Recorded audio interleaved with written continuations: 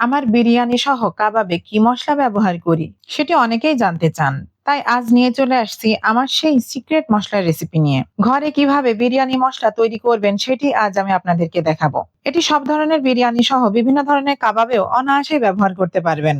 একবার মশলা তৈরি করে কিভাবে 1 থেকে 1.5 বছর পর্যন্ত সংরক্ষণ করে রাখবেন সেটিও আজকের ভিডিওতেই দেখাবো। ভিডিওটি যদি ভালো লাগে তাহলে শেয়ার করে নিজে প্রোফাইলে রেখে দেবেন। আসসালামু আলাইকুম, আমি ফারজানা জাহান নিপা স্বাগত জানাচ্ছি নিপাস ডায়েরি রেসিপির আজকের পর্বে। প্রথমেই আমি মশলাগুলা নিয়ে নিয়েছি। এখানে একটি নন স্টিকের প্যান নিয়ে নিয়েছি। এখন তাতে দিচ্ছি দারুচিনি, পরিমাণটা দেখে বুঝে নেবেন। দিচ্ছি 2 টেবিল চামচ পরিমাণ সবুজ এলাচ। এখন দিচ্ছি 2 টেবিল চামচ পরিমাণ লবঙ্গ। দিয়ে দিচ্ছি 6টি স্টার অ্যানিস বা তারা মশলা, এগুলাকে যে কোনো মশলার দোকানেই পেয়ে যাবেন। দিচ্ছি 5টি কালো এলাচ। এ পর্যায়ে জয়ফল নিচ্ছি 2টা আর একটির অর্ধেক। নিয়ে নিচ্ছি 15টির মতো তেজপাতা। তেজপাতাগুলাকে এভাবে একটু ছোট করে কেটে নিচ্ছি।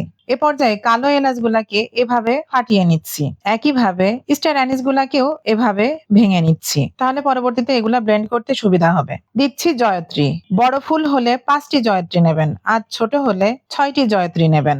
এখন গ্যাসের চুলায় এই বড় মশলাগুলাকে হালকা ভেজে নিব 2 মিনিট। মশলাগুলাকে এভাবে হাত দিয়ে ভেঙে দিলে ভালো হবে। এ পর্যায়ে চুলার আঁচ থাকবে একদম লো। চুলার আঁচ বেশি করলে মশলাগুলা পুড়ে যাবে, সেক্ষেত্রে মশলার সুন্দর গন্ধটাও থাকবে না এবং মশলাটি তিতা হয়ে যেতে পারে। এখন দিচ্ছি 1 টেবিল চামচ পরিমাণ সাদা গোলমরিচ এবং 1 টেবিল চামচ পরিমাণ কাবাব চিনি। কাবাব চিনিটি কালো গোলমরিচের মতোই, কিন্তু এর মাথায় একটু লম্বা ছোট্ট বোটা আছে। সবকিছু মশলার দোকানেই পেয়ে যাবেন।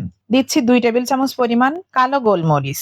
এখন সবকিছু আবার 2 মিনিট নেড়ে দিচ্ছি হাফ কাপ আস্ত ধনিয়া। অবশ্যই ধনিয়াটিকে একটু বেশি দিতে চেষ্টা করবেন, তাহলে আপনার মশলাটির ফ্লেভারও অনেক সুন্দর হবে। দিচ্ছি 2 টেবিল চামচ পরিমাণ মৌরি বা মিষ্টি জিরা। 3 টেবিল চামচ পরিমাণ নর্মাল জিরা দিয়ে দিচ্ছি। এখন সবকিছুকে আবারও 1 মিনিট মতো ভেজে দিয়ে দিচ্ছি শাহি জিরা 1.5 টেবিল চামচ। এটি কিন্তু নর্মাল জিরা থেকে চিকন এবং কালো হয়। এখন দিচ্ছি রাঁধুনি 2 টেবিল চামচ পরিমাণ। এ পর্যায়ে সবকিছুকে লো আঁচে ভেজে নিচ্ছি। মশলাটি থেকে এমন মচমচে আওয়াজ হলে মানে মশলাগুলা হাত দিয়ে সহজেই যদি এমন ভাঙা যায় এবং এমন ঝরঝরে হয়ে যায়, তাহলে বুঝবেন আমাদের মশলাটি ভাজা হয়ে গেছে। এখন মশলাটিকে ঠান্ডা করে একটি ব্লেন্ডার জারে ঢেলে নিচ্ছি। আপনারা চাইলে পাটায়ও গুঁড়া করে নিতে পারবেন।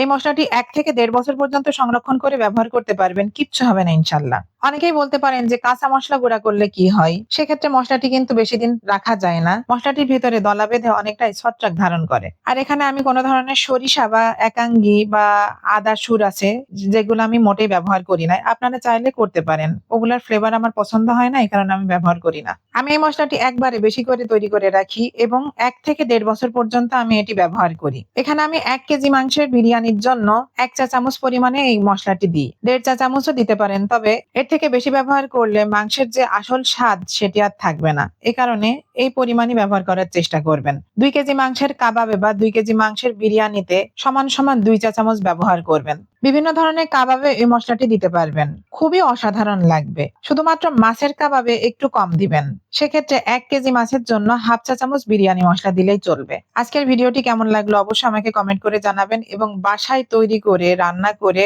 অবশ্যই আমাকে কমেন্ট করে জানাবেন যে আপনাদের রেসিপিগুলা কেমন হয়েছে। আজ এখানেই শেষ করছি, ধন্যবাদ।